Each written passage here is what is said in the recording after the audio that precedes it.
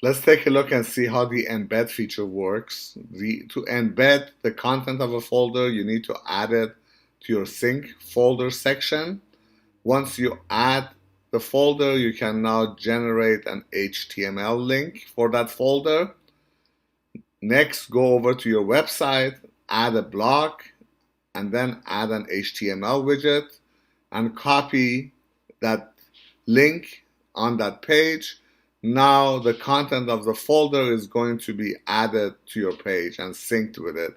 You can use the drop-down filter menu to filter the content on the page. You can also directly use the filters on the post.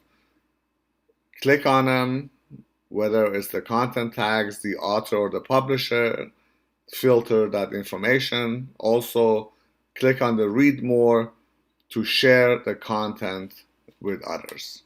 It's that easy.